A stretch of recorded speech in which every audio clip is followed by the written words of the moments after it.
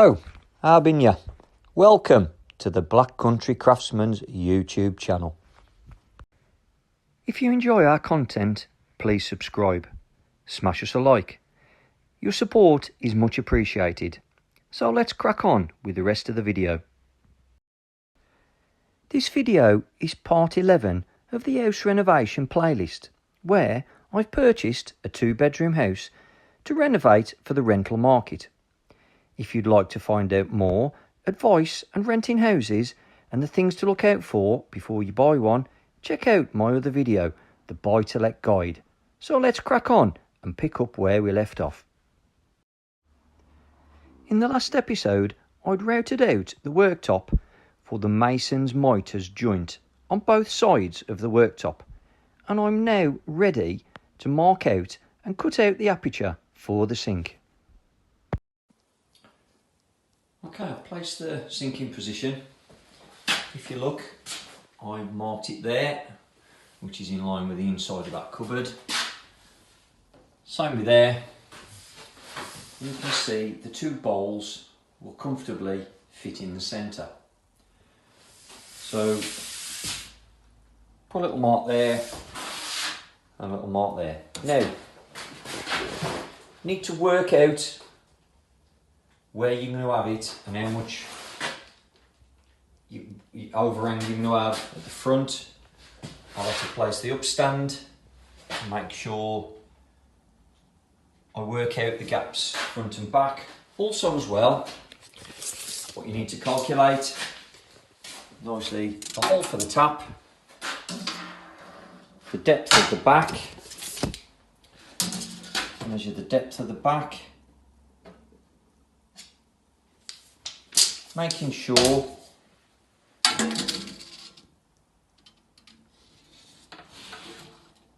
your taps will comfortably fit inside. So a little bit of calculation to work out where you need to fit the sink.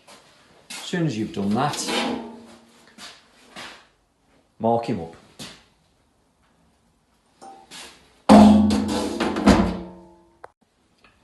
Okay, there is various ways that the sinks are clipped. You can remember the video when I took the kitchen apart, that was a clip where it's screwed underneath. These ones are like springed prongs, where literally the worktop will fit along those and those will dig into the worktop to hold it in position. So roughly around 10mm, what you need to do is where your original mark is, where you've marked it up on the worktop, that's the outside of the sink obviously.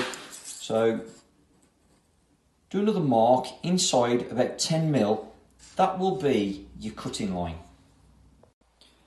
Now before you mark it, I always put some tape around. I find the tape easier to see the marks, and also as well, it kind of helps when you're cutting this with a jigsaw, it helps to protect the surface to save anything fraying or any chips developing, just helps it a little bit. So as you can see, there's the original line underneath.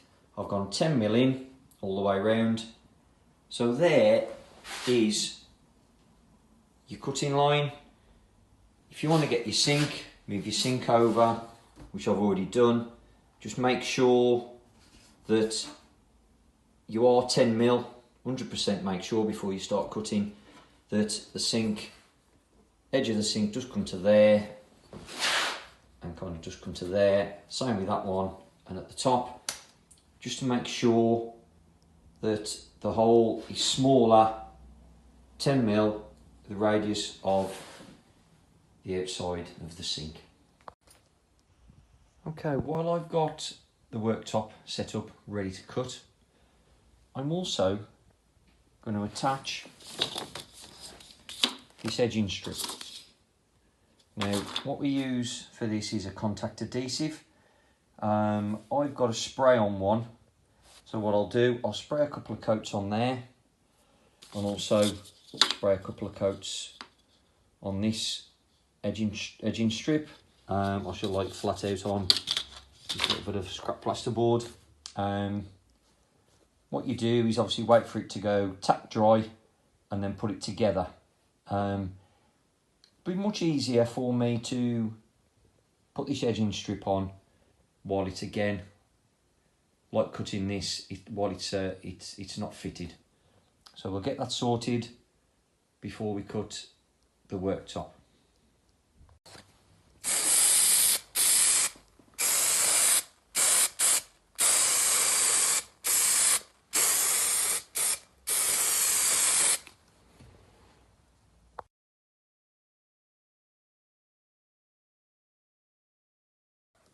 Okay, stick the edging trim in position and wait for it to set. I'll put a little bit of tape on the corners just to make sure that the corners don't break away, as it is a curved strip that does tend to pull away at the ends if you don't. While that's setting, I'm going to start cutting out the worktop for the sink. So what I've done, using this speed bit, I've drilled a hole there and there in the corner and literally cut it across with the jigsaw. I'll do the same to the other side, and then I shall cut and leave a section in the middle on both the bottom and the top. Make sure I'll move my little boxes, my work boxes over to support so it doesn't drop through.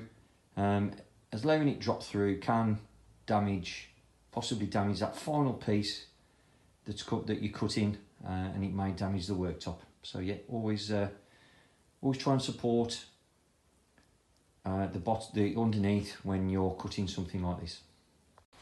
Okay, carefully putting back in position. Obviously, that's always going to be your weak point, because it's only a little bit there. Just holding it together. Okay, so we'll just try the sink in position.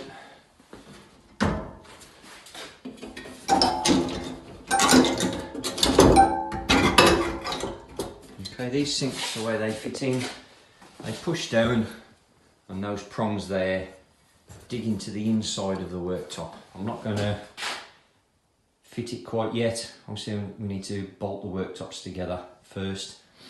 Also as well, one of the other things that you must do before fitting the sink is the inside there where you've cut, you always need to protect it, and I always put a coat of silicone, clear silicone, all over that area there, just in case any water does find its way through from underneath the sink, from the worktop, the surface of the worktop.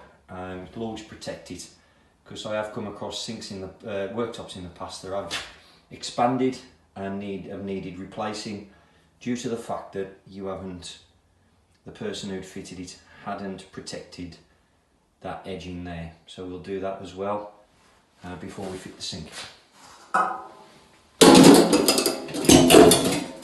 What you need to do is squirt a decent amount of clear silicone, and with a filler knife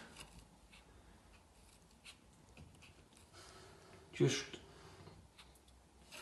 spread it out nice and flat so it protects that edge before you put the sink on. Silicone all applied all the way around, and has now set nicely, so we can carry on and prepare to fit the sink. But before we sort out the sink, we need to sort out these end pieces while the worktop is in a loose situation. It's not fixed. What we'll need to sort this out is a block plane and a very sharp chisel. Okay, place some tape close to the edge, just for protection, and slowly run your block plane over. Now towards the end, slightly angle the plane over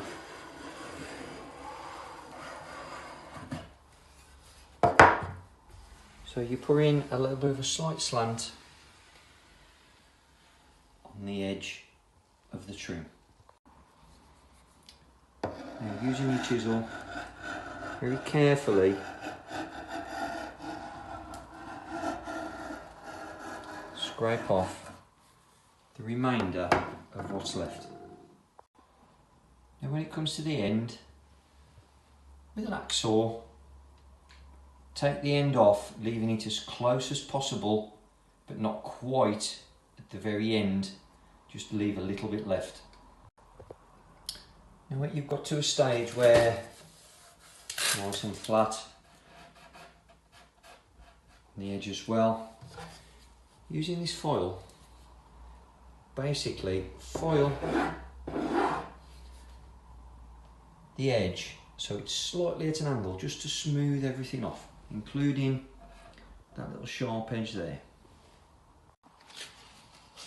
I'm using some fine 180 grit sandpaper, carefully sand all the edges so they're nice and smooth. As you can see, that's come out really good. Various areas underneath on these metal trims, there's also one on there.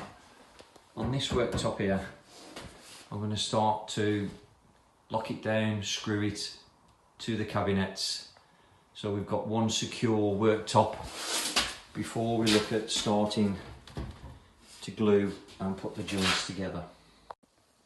Right, using some very strong silicone adhesive, place some on the male edge, and using a filler knife, scrape it flat so it's all over the edge. Now, if you can remember where we routed them out underneath, we'll be using these bolts to bolt the two sections together, using this spanner to tighten them up. Okay, slowly start to tighten the brackets up, scraping all the excess silicone off, and just keep going until that joint is perfectly tight. I recommend wiping the surface with these wipes to remove any excess silicone that's on there. All three bolts are now tightened. Okay, on the surface, joints are nice and tight and nice and flat. So now we need to secure underneath and screw the worktop down. Okay, this section has now been screwed and fitted. So now we need to complete the worktops by fitting this small section here. Repeat the process, tidy the trimming up, glue and clamp is together, that will then finish the worktops. So there we go. Worktops all secure, joints all fixed together. The only thing left we need to do on the worktops is the cooker hob needs to be cut out, and the upstands need to be fitted. Firstly, I'm looking, next job will be to fit the sink. So join me on the next video where I fit and plumb in the sink, including fitting the waste pipe. Okay, if you've enjoyed this video, smash us a like, drop us a comment, and if we can help you, we will. And please subscribe to give us a little support. Also, please check out our other videos, as we've got quite a few out now. You may find something that might just help you out in the future. I'm the Black Country Craftsman. Don't forget to tell your muckers. Learning how to fix these problems yourself is cheaper than paying someone else to do it for you. Thanks for watching.